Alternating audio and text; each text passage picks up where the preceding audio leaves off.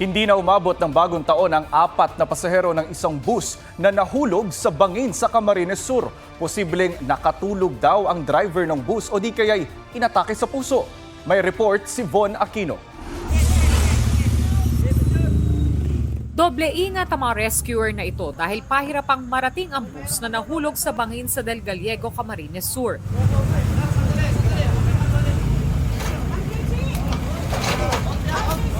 Apat na bangkay ang nakuha sa 10 oras na retrieval operation.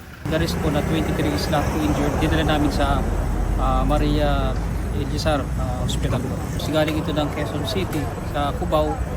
Papunta ito ng Gubat, Susugun. Pinakalma ko po yung mga pasahero.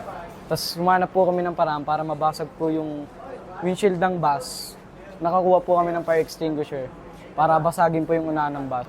Pag-akit po namin, nakahanap po kami ng tindahan. Doon po kami humingi ng tulong.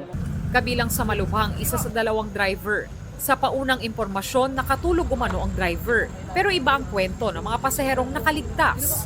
Parang inatake yung driver. Oh, Tapos ngayon, hindi na makontrol. Inanon nung Gallego. inspector. Inspector.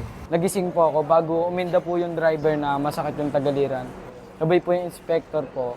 Ginilid po yung bus. Bukod sa sinapit ng driver, inaalam din kung nagkaproblema ang makina bago bumiyahe. Nag-iimbestiga na ang LTFRB at pinagpapaliwanag ang bus company na DLTB.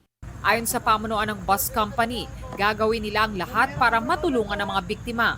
Sasagutin din daw nila ang lahat ng gastos. Kawawa si Kuya. Grabe. Sa Ipil, Zamboanga, Sibugay na ipit sa wasak na harapan ng bus ang driver na ito. Bumangga ito sa truck na magde-deliver ng isda na ang driver ay dead on the spot. May nahagipang motorsiklo na pumailalim sa bus. Sugatan ng 2 magkaangkas pati ang 6 na pasahero ng bus at 2 pahinante ng truck. Inaalam pa ng pulisya kung nakatulog ang driver ng truck. Sa Pasay, tanggal ang gulong ng isang motorsiklong nabangga ng isang SUV. Dinala sa ospital ang mga nasugatan. Kwento ng rider, may 2 pang nabangga ang SUV at isa ang may malalang tama. Ako po yung pinakauna niya nadali. Dito po ako sa may slow lane. Siya po yung nasa fast lane. Tapos biglang nag-curving, kaya po kami nadali. May muntik siyang mabunggo ulit na 2 motorista.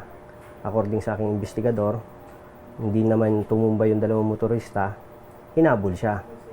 Pagkahabol sa kanya, doon yata nagkaroon ng commotion. Duguan naman ang driver ng SUV matapos kuyugin dahil nagtangkang tumakas hanggang naharang ng taxi. Naawat ang pangbubugbog ng dumating ang MMDA at mga pulis. Posibleng maharap ang SUV driver sa reklamo. Maaari rin daw niyang idemanda ang mga nambugbog sa kanya. Paalala ng mga otoridad kapag nakahuli ng traffic violator, anuman ang galit, idaan sa tamang proseso ang pagsasampa ng reklamo sa kanila. Von Aquino, nagbabalita para sa GMA Integrated News.